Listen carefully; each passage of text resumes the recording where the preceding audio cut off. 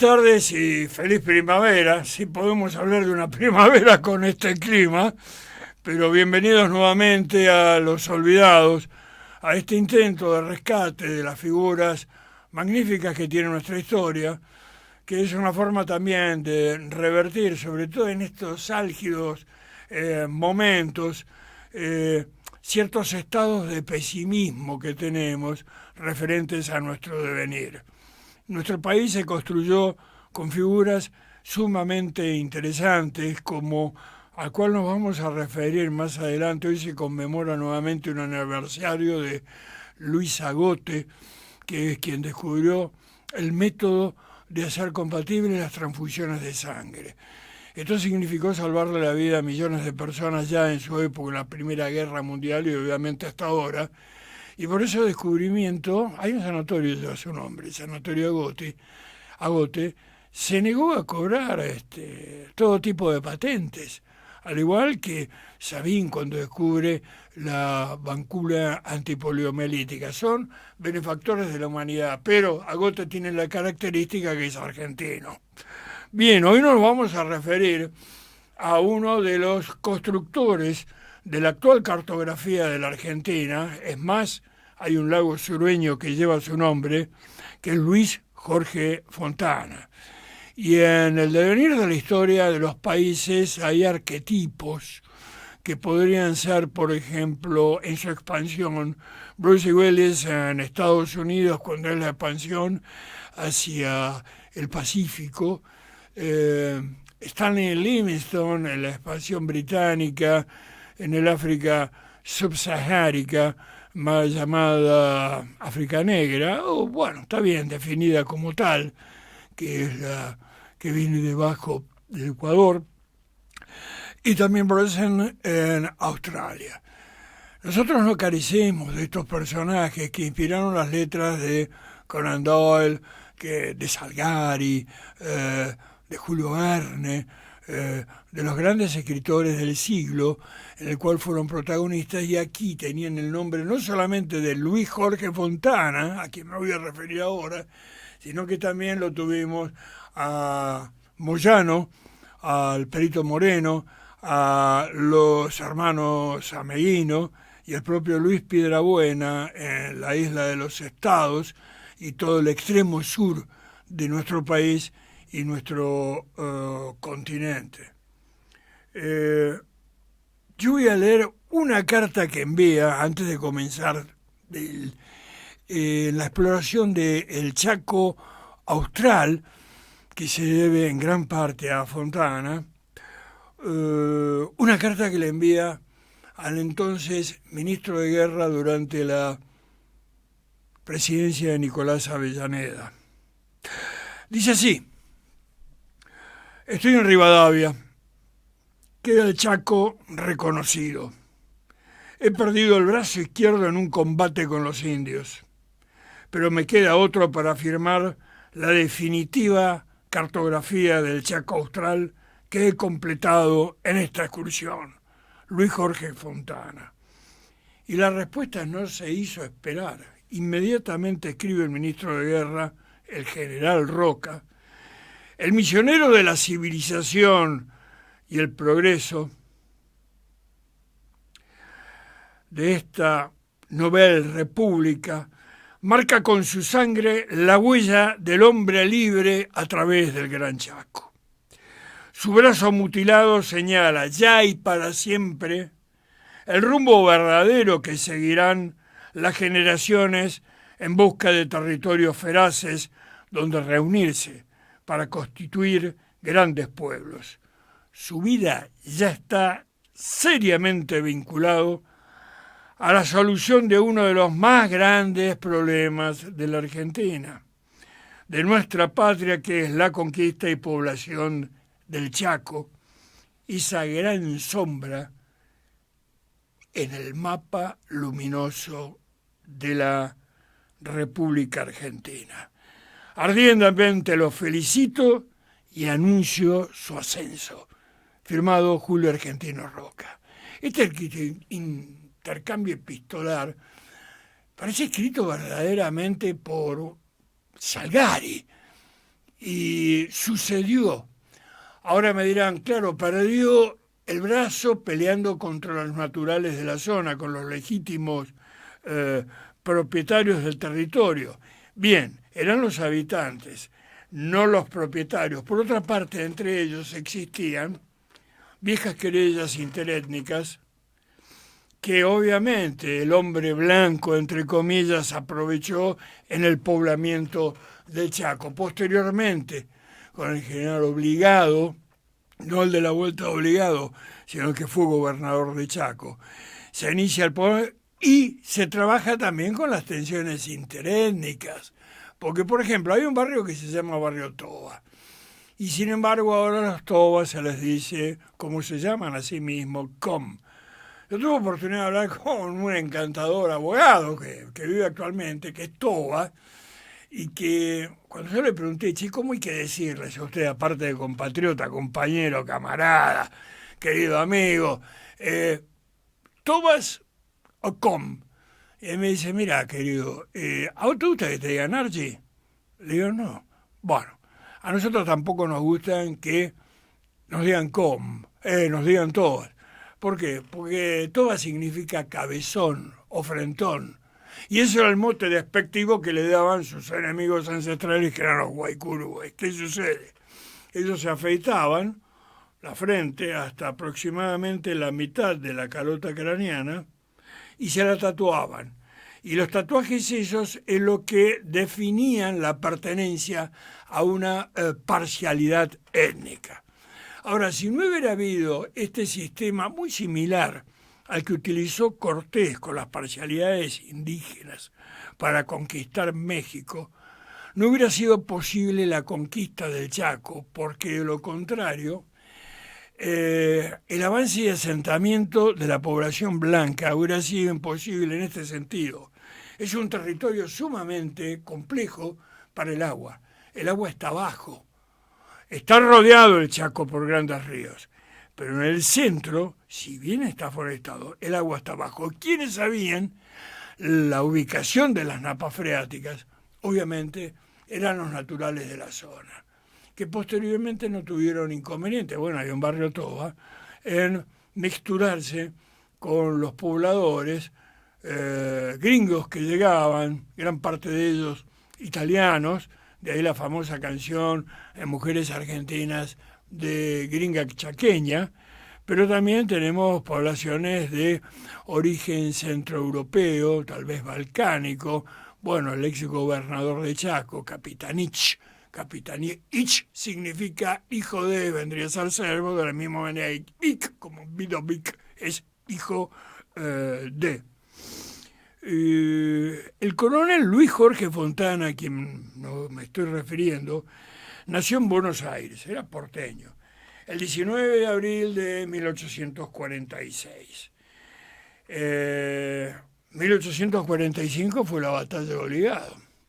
Así que me estoy refiriendo a una época que estaba asignada por los conflictos internos y los conflictos externos. En consecuencia, los mejores recursos humanos, lo de recursos lo pongo entre comillas, digamos que la gente más capacitada elegía dos actividades, o el ejercicio de las leyes o la carrera de las armas.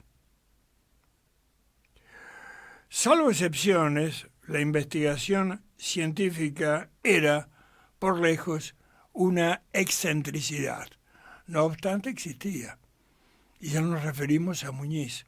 Y este es el caso de que Fontana fue discípulo de Germán Burmeister. Es decir, con esto quiero decir que él, siendo hijo de un abogado, opta por la carrera de las armas y aún así no abandona lo que eran sus inquietudes como naturalista. Él estudió junto a Germán Burmeister. Tuvo una infancia bastante estimulante en Carmen de Patagones, lo cual lo hizo accesible al territorio patagónico del cual él formaría parte de su historia, siendo gobernador de lo que actualmente es la zona, la provincia, pero en ese momento le decíamos la zona del Chubut. Y la guerra del Paraguay lo sorprende sirviendo en la Armada. donde con el rango de guardia marina asistió a distintas acciones bélicas, siendo distinguido por el capitán, posteriormente almirante Murature. Es decir, a bordo de los barquitos, todavía no teníamos armada, la guerra del Paraguay, él tuvo oportunidad de avistar las costas del Chaco, territorio del cual él sería un perenne habitante y fundador, dado que es el fundador de Formosa.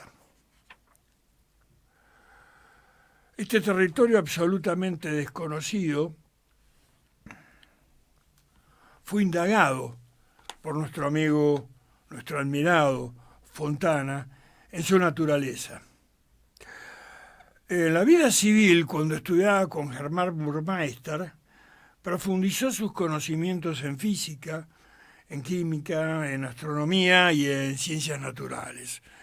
Es interesante, Germán Burmeister era un hombre de una personalidad, un prusiano, bastante severo, una personalidad difícil, que para variar colisionó con otra personalidad difícil, que era Meguino. Nosotros vemos en la figura de Ameguino la figura, lo cual está bien, de un sabio, pero esta gente tenía sus personalidades. El Perito Moreno renunció al Museo de la Plata, del cual fue fundador, justamente por desavenencias con Ameguino, a quien nos vamos a referir en algún momento, pero a los dos Ameguinos, a Florentino y a su hermano Carlos Ameguino, que es menos conocido, pero que es el que encontraba los huesos. Florentino es el que los clasificaba y Florentino era el escritor.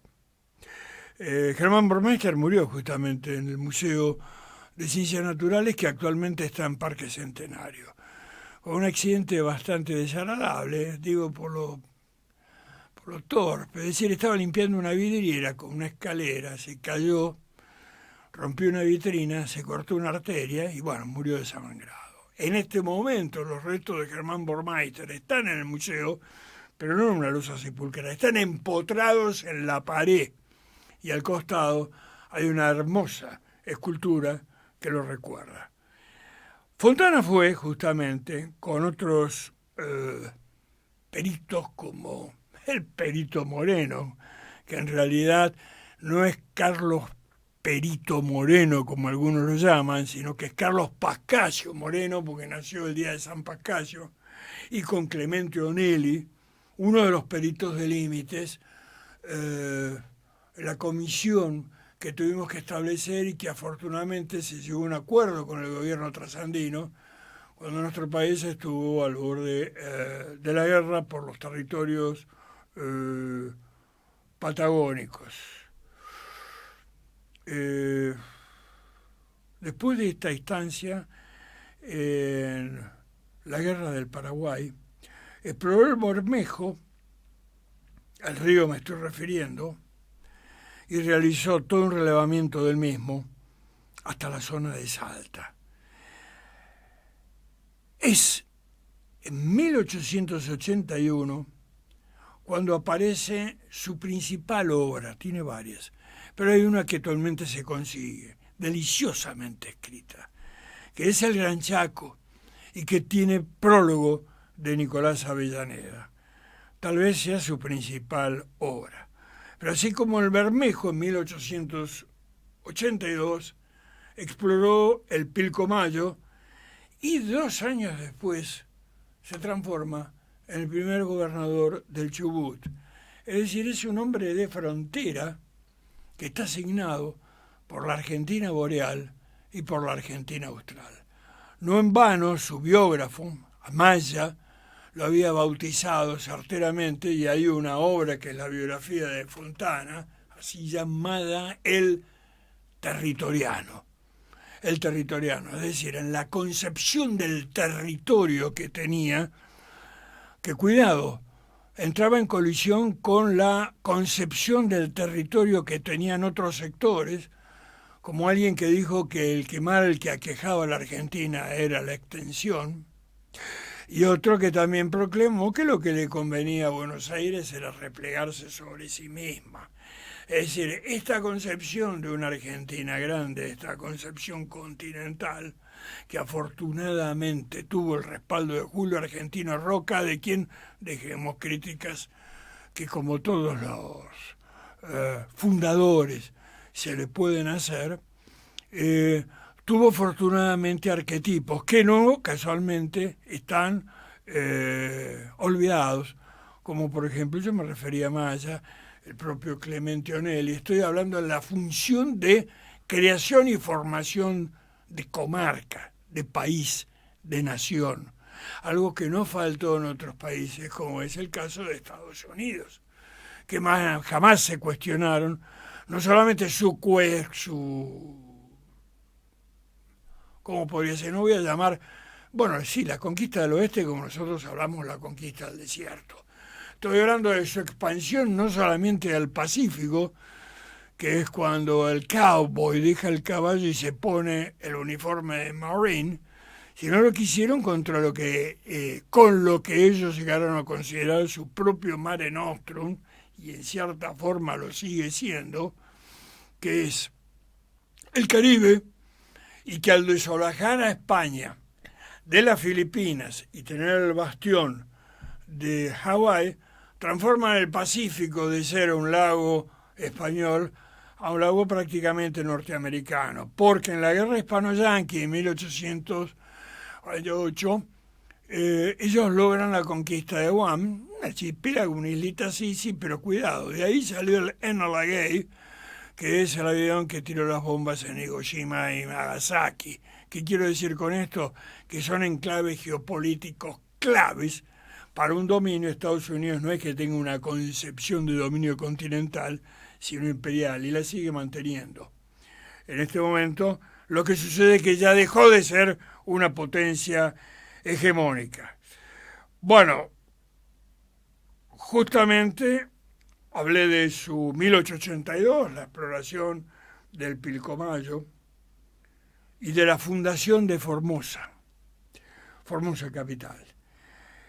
Durante 10 años se dedicó a la exploración de la Patagonia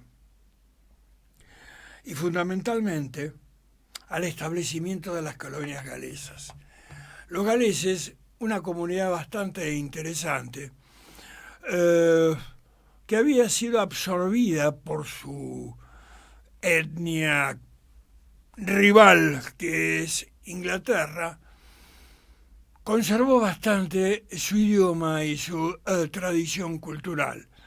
Pero cuando se descubre viene la revolución industrial, se descubren los yacimientos de carbón que es el material que necesitaba la revolución, que tiene la zona de Gales, hubo una invasión prácticamente inglesa, donde los galeses vieron seriamente amenazada su cultura y eso los impulsó a emigrar para mantener su música, su arquitectura, su gastronomía y su idioma.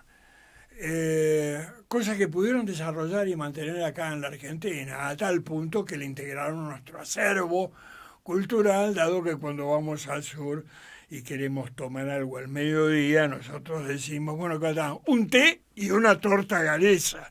Y aún se conservan los coros galeses, la música galesa en la Patagonia, y si bien llegaron a desarrollar y a mantener la bandera galesa en el sur, en ningún momento se plantearon una secesión.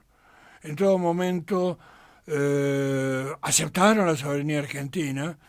Ellos llegaron durante el gobierno de Rawson.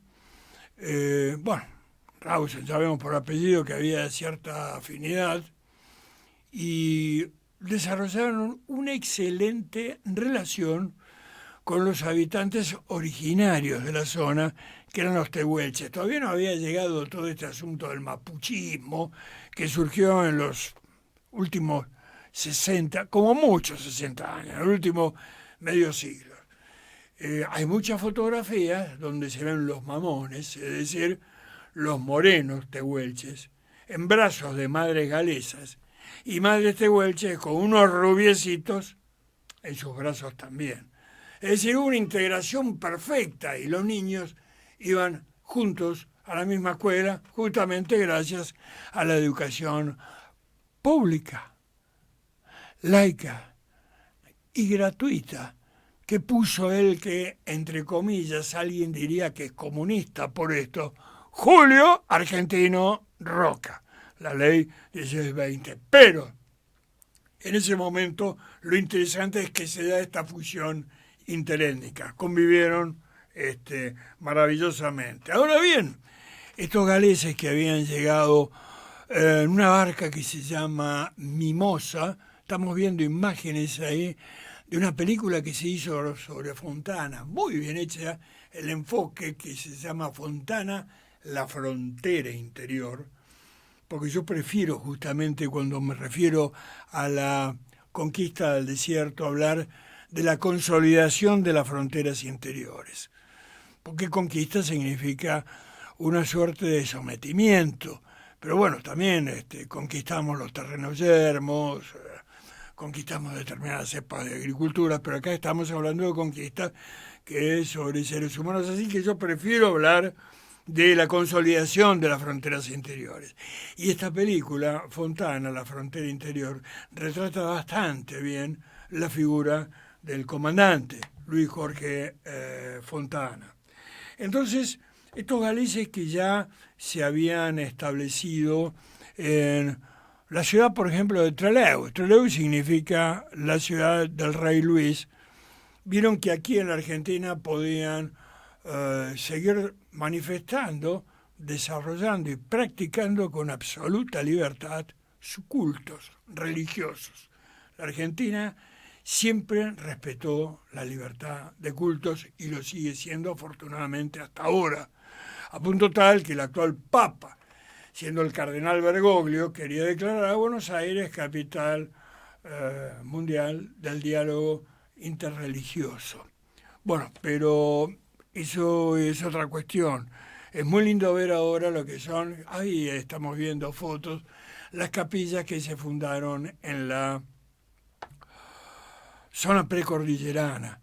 Una zona bellísima porque es donde actualmente la atraviesa la Ruta Nacional 40, que es un lago tras otro. Es como si fuera, uno la ve desde el aire como un espejo roto por los manchones de agua, que son grandes lagos, uno con continuidad de otro, rodeado de bosques que son prácticamente, esa zona es un escenario nivelúnico, así que era el territorio ideal para los galeses. Y esta gente que estaba en las costas de Chubut, en Puerto Madryn, bueno, no es casual, fíjense en los nombres, ¿no? Madryn, Rawson, Trelew.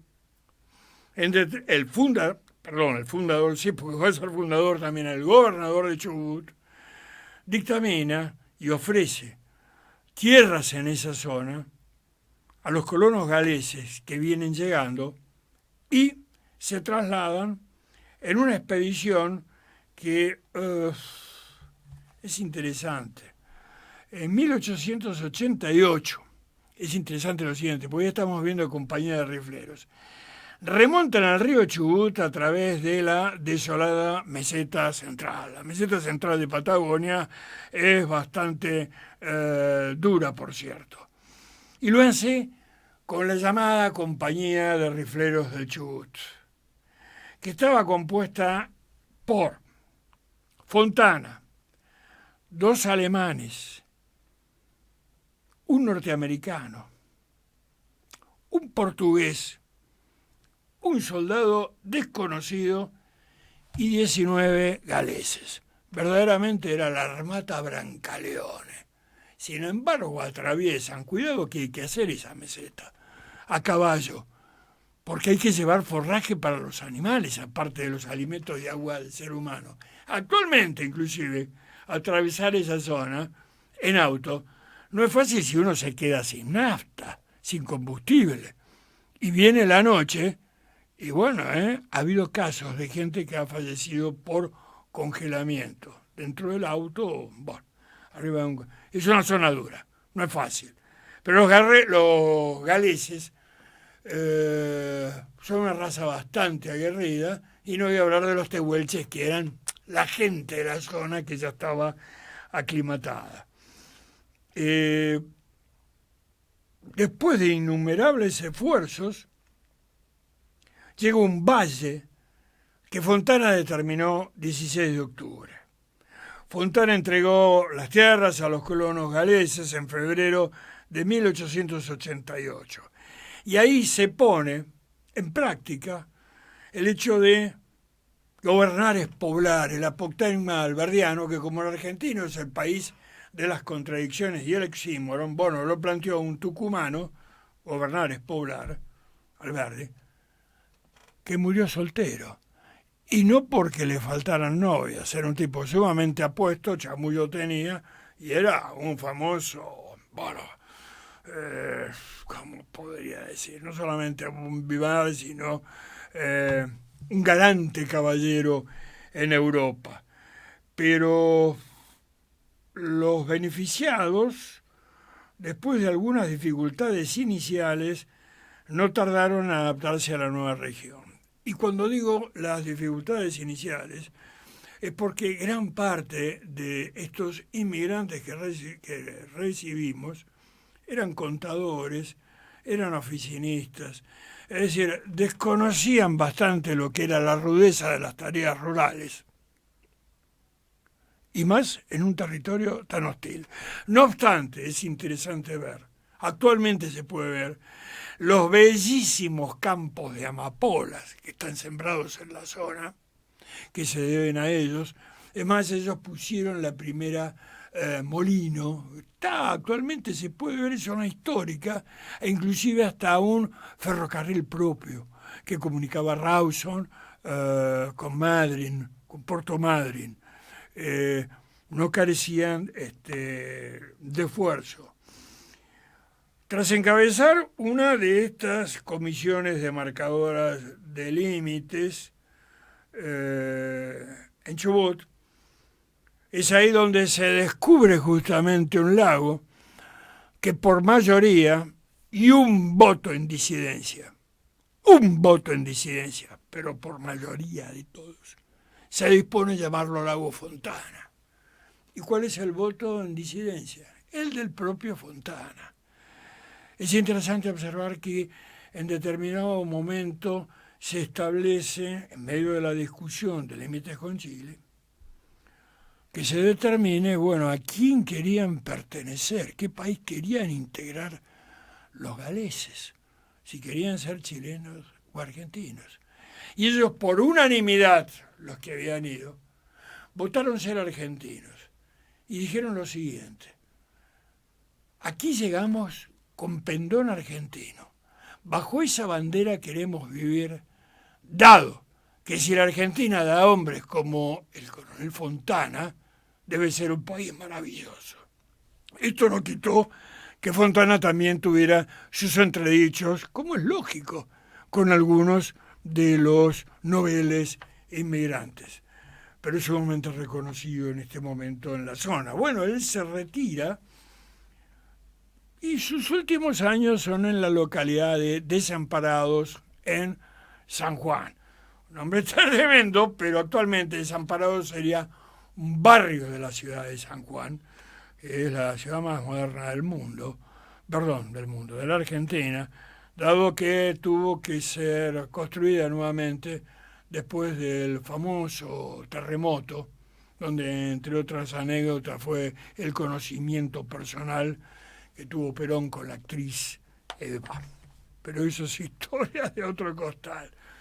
Ahí él funda un museo de ciencias naturales y él se dedica a clasificar especies entomológicas, muchas de las cuales él mismo había descubierto, es decir, insectos.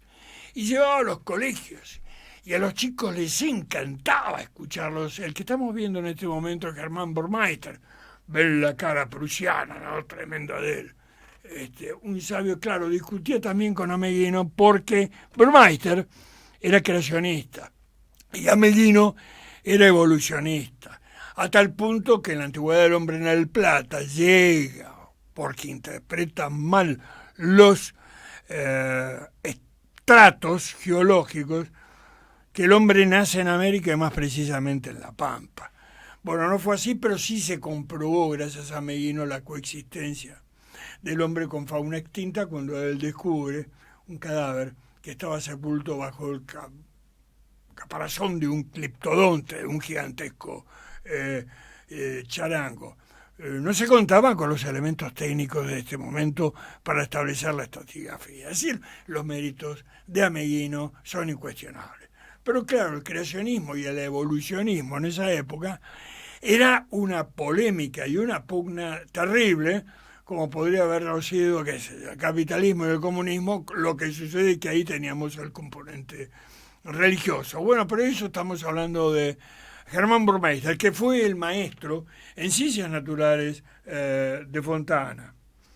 Entonces, Fontana desarrolla ahí en San Juan una también ingente y fundacional obra, ya no como explorador, ya no como militar, como guerrero, sino como funcionario, porque fue jefe de milicias, la pucha, tenía bien adquiridas las jinetas para eso, del registro civil, de policía, director del Museo Provincial y presidente del Consejo General de Educación. Fundó y dirigió el diario La Ley y creó el primer observatorio astronómico de la provincia. Sus principales trabajos escritos, aparte del ya citado, El Gran Chaco, que vendría a ser, a mi juicio, su obra cumbre, fueron El arte de embalsamar y las momias egipcias y peruanas en el Museo Público, 1870. El Museo Público es el museo que actualmente tenemos en Buenos Aires, ¿no? Nociones de fisiología botánica aplicada a la agricultura, explicación al plano general del Gran Chaco, la pucha que había que hacer una cartografía del Chaco, que era una zona tremendamente cerrada. Y actualmente te digo que si te perdés en el impenetrable y no tenés nociones de cómo ubicarte por las estrellas, estás sin brújula, sin agua y sin comida, vas a ser pasto de los bichitos, y no precisamente de los pumas. Viaje de exploración al río Pilcomayo, que es 1883. Viaje de exploración a la Patagonia Austral, un libro que se consigue actualmente. Estudios sobre el caballo fósil, con prólogo del general Mitre. Miren qué interesante. En esto se destacaba Mitre, menos en las labores del uniforme que llevaba, ¿no? Como militar fue, pero eso es otra cuestión. Horas zoológicas, sismología antigua y moderna, el clima de San Juan, los cuadrúpedos y las aves de la región andina, enumeración sistemática de las aves. Esto fue publicado abarcando la zona de Mendoza, de La Rioja y de Catamarca, ya a principios del siglo, 1908. Ad Ovo, un trabajo sobre prehistoria que editó San Juan en 1912, fisiología vegetal y otros estudios de diversa índole científica que lamentablemente se perdieron, no se conservaron, ni existen tampoco en la Biblioteca Nacional de Buenos Aires. Y tal vez sean estos descuidos frente a lo que es la obra de los arquetipos, una de las mayores diferencias que tenemos nosotros y las naciones que decimos admirar. Cerrando, considero de que Fontana fue una figura cardinal en la formación científica, pero fundamentalmente en la conformación del territorio de lo que actualmente se denomina República Argentina, y que fue a grandes hombres como él, que no fueron muchos, pero a hombres como él, que la Argentina es el 8º país en el mundo en extensión territorial, sin contar el territorio antártico. No hay que olvidar que somos un país bioceánico, entre otras cosas, gracias a Julio Argentino Roca, con el establecimiento del observatorio en la isla Lowry. Pero eso es otra historia, otros personajes y otras discusiones a desarrollar. Feliz primavera nuevamente y muchas gracias por la atención.